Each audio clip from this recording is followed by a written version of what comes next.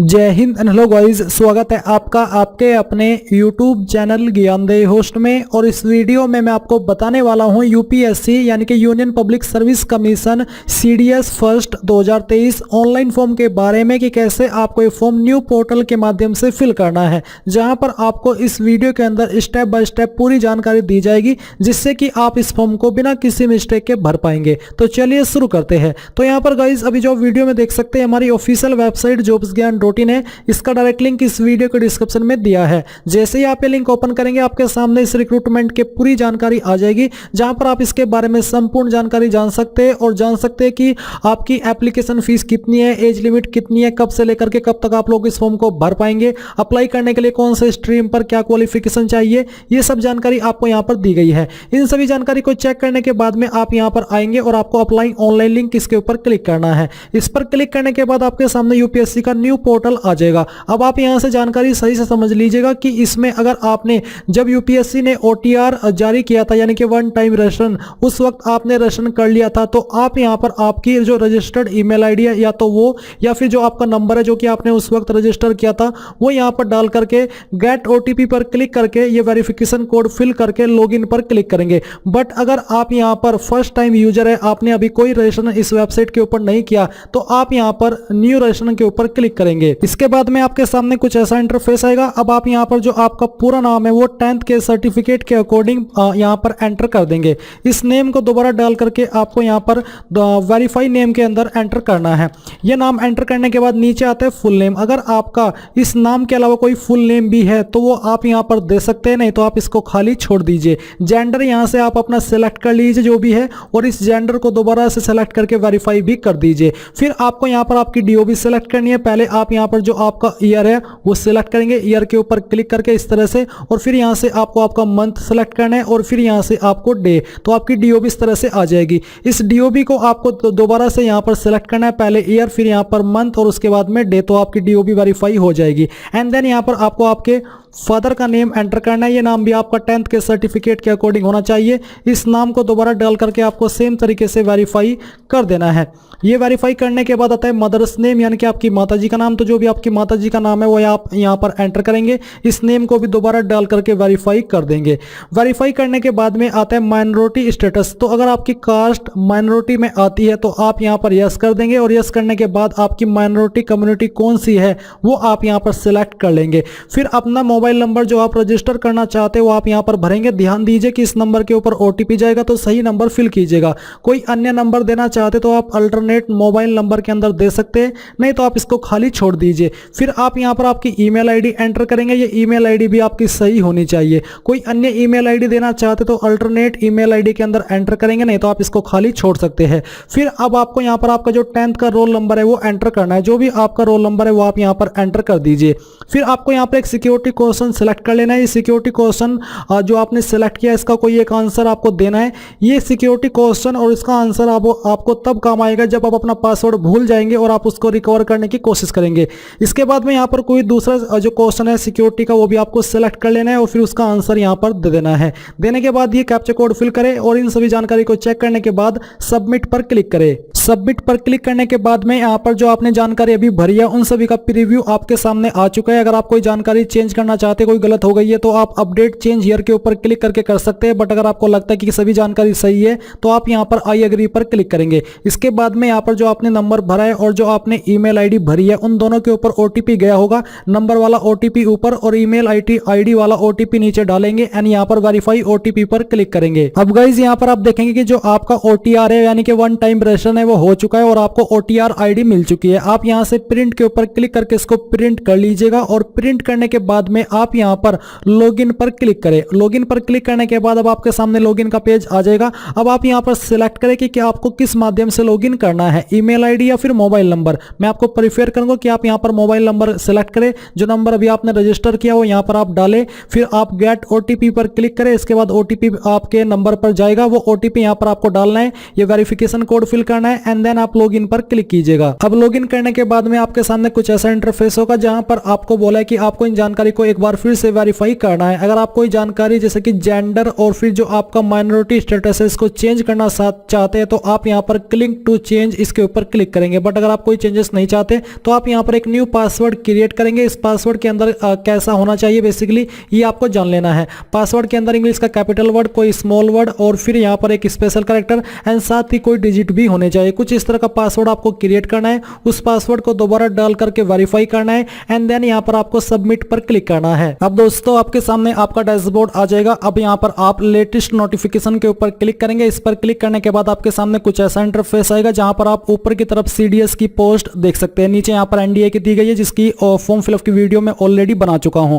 तो यहाँ पर आपको क्या करना है, आपको जो पार्ट 1 है क्लिक हियर फॉर पार्ट 1 यहाँ पर क्लिक करना है। इसके ऊपर क्लिक करने के बाद में जो आपने यहाँ पर इंस्ट्रक्शंस दिए हैं ये चेक कर लेने हैं। इन सभी को अच्छे से चेक करना है और चेक करने के बाद में यस के ऊपर क्लिक करना है कि हाँ मैंने इन सभी को पढ़ लिया है। फिर यहाँ पर आपके सामने OTR की इन्फॉर्मेशन आ जाएगी जो कि अभी आपने वन टाइम रजिस्ट्रेशन करते समय भरी थी। अगर आप इसमें कोई चेंजेस करना चाहते तो आप बैक में जाएंगे और अपडेट प्रोफाइल के ऊपर क्लिक करके OTR की इस इंफॉर्मेशन को चेंज कर सकते हैं। नहीं तो आप यहाँ पर नीचे आइए और आप यहाँ पर जो एग्जामिनेशन एप्लीकेशन डिटेल है इसके ऊपर क्लिक करके आपकी नेशनलिटी सेलेक्ट करेंगे जो कि बेसिकली इंडियन रहेगी। और फिर यहाँ पर मैरिटल स्टेटस आपको बताना है कि मैरिड हो अनमैरिड हो, जो भी आपका स्टेटस है वो आप यहाँ पर सिलेक्ट कर लीजिए। कम्युनिटी के ऊपर क्लिक करके आपको आपकी कास्ट कम्युनिटी बतानी है, general, EWS, OBC, SC ST जो भी है वो आप यहाँ पर सिलेक्ट कर लीजिए। अगर आप SC ST OBC सिलेक्ट करते तो आपके सामने यहाँ पर अतिरिक्त ऑप्शन आएंगे जो कि कम्युनिटी सर्टिफिकेट नंबर, यानी कि आपको आपका कास्ट सर्टिफिकेट नंबर देना होगा जो कि आपके सर्टिफिकेट के ऊपर दिया गया होगा। फिर एक community certificate issuing authority designation, यानी कि किस पोस्ट के अधिकारी द्वारा आपका ये सर्टिफिकेट जारी हुआ है, ये आपके सर्टिफिकेट के ऊपर मेंशन होगा। ये बेसिकली जो आपके सर्टिफिकेट जारी होते हैं ये SDM, मजिस्ट्रेट, तहसीलदार, नायब तहसीलदार, इन पोस्ट के जो अधिकारी है उनके द्वारा होते हैं। तो आपको किस अधिकारी ने जो वो किस पोस्ट पर था उसने ये जारी किया उसका आपको यहाँ पर पोजीशन का नाम देना है। जैसे कि मैंने SDM दिया है और जैसे कि मैंने आपको बताया ये तहसीलदार, नायब तहसीलदार इन पोस्ट के अधिकारी द्वारा भी जारी किए जाते हैं। फिर आप यहाँ पर जो आपका कम्युनिटी सर्टिफिकेट डेट है वो एंटर करेंगे कि यानी कि कब आपने सर्टिफिकेट बनवाया है, कब ये जारी हुआ है वो आप यहाँ पर दे देंगे। जो SC ST कैंडिडेट इनके लिए कोई फीस नहीं है, बट जनरल OBC को यहाँ पर 200 रुपये फीस पे करनी होगी। अब आती है एजुकेशनल क्वालिफिकेशन। तो यहाँ पर आप सिलेक्ट योर एजुकेशनल क्वालिफिकेशन के ऊपर क्लिक करेंगे और सिलेक्ट करेंगे कि आपने आपकी जो क्वालिफिकेशन है वो पास कर ली है या फिर आप कर चुके हो या फिर आप कर रहे हो, फाइनल ईयर के अंदर हो और जो आपकी ये जो क्वालिफिकेशन है वो आपने फिजिक्स एंड मैथ के साथ में की हो एट 10+2 लेवल। तो आप यहाँ पर पहले वाला ऑप्शन सेलेक्ट करेंगे। एंड अगर आप आपकी जो क्वालिफिकेशन है वो पास कर चुके हो या फिर कर रहे हो या फिर अभी उसके अंदर हो और आपकी जो क्वालिफिकेशन है आप उसमें फाइनल ईयर के अंदर हो, यानी कि final year of engineering degree, तो आप ये वाला सिलेक्ट करेंगे।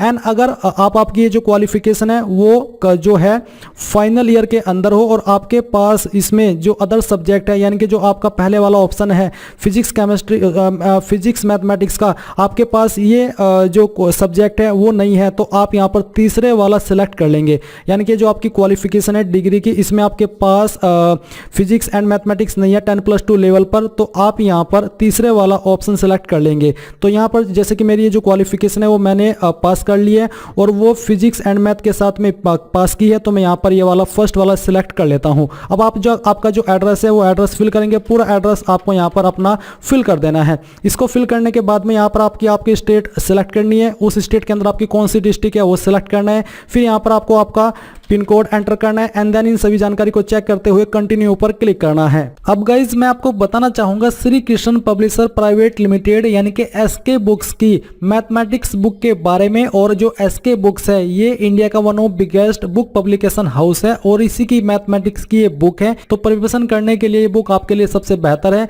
इसमें आपको काफी कुछ देखने को मिलेगा। अगर इस बुक की मुख्य विशेषता के बारे में बात करें तो इसमें आपको 3300 प्लस क्वेश्चन का संग्रह मिलेगा। शॉर्टकट के नियम के साथ उससे संबंधित पूर्व परीक्षा में पूछे गए प्रश्नों का हल भी आपको मिलेगा।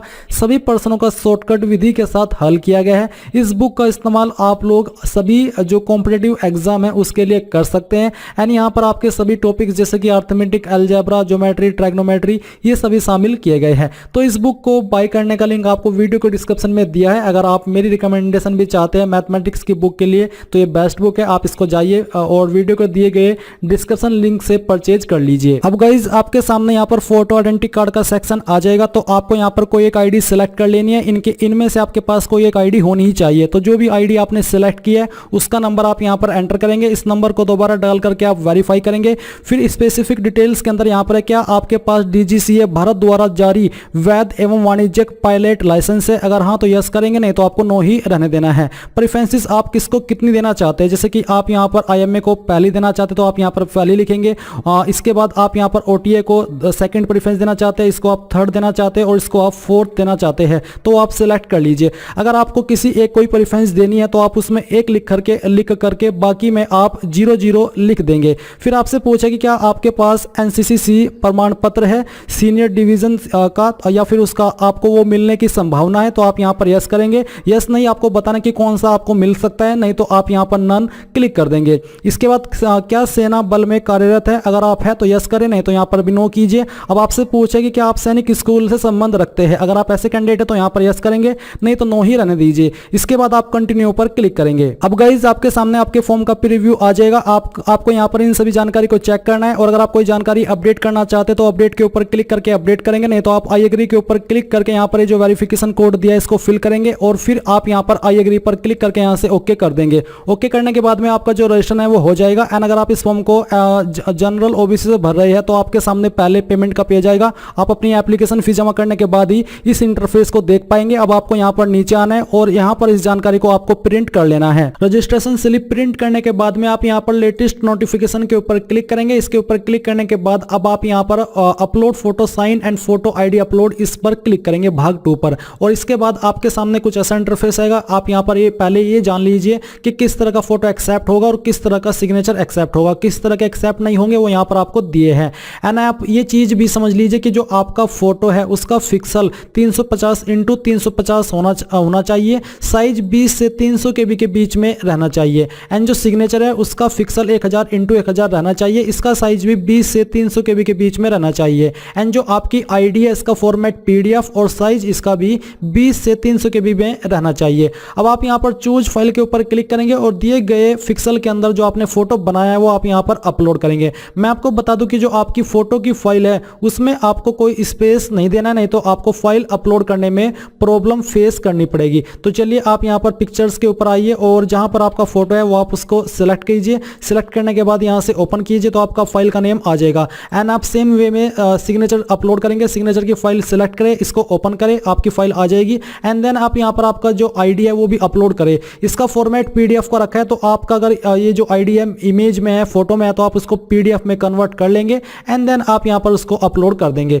इसके बाद में आप यहाँ पर अपलोड इमेज पर क्लिक करेंगे तो जो भी आपने डॉक्यूमेंट या फोटो अपलोड किया वो यहाँ पर आ जाएंगे। इसको आने के बाद में आप यहाँ पर कंटिन्यू पर क्लिक करेंगे। कंटिन्यू पर क्लिक करने के बाद अब आप यहाँ पर centre selection and agreeing to declaration, इसके ऊपर क्लिक करेंगे। इस पर क्लिक करने के बाद आप यहाँ पर कौन से सेंटर को प्रेफरेंस देना चाहते हैं वो आप सिलेक्ट कर लीजिए। इसको सिलेक्ट करने के बाद आप यहाँ पर नीचे I have read declaration and agree, इसके ऊपर टिक करेंगे। एंड फिर आप देखेंगे कि आपका एप्लीकेशन फॉर्म सबमिट हो चुका है। आप यहाँ पर फॉर एप्लीकेशन स्टेटस, इसके ऊपर क्लिक करके यहाँ से आप क्लिक हियर पर क्लिक करेंगे। एंड जो आपके एप्लीकेशन फॉर्म का प्रिंट है वो आप प्रिंट के आइकन के ऊपर क्लिक करके डाउनलोड कर लेंगे। अगर आपके पास अभी प्रिंटर मौजूद नहीं है तो आप PDF के रूप में सेव कर लीजिएगा और बाद में प्रिंट करा लीजिएगा। तो इस प्रकार से आप लोग UPSC CDS first online form 2023 को भर पाएंगे। आई होप ये प्रोसेस आपको पसंद आया होगा। So thanks for watching. जय हिंद।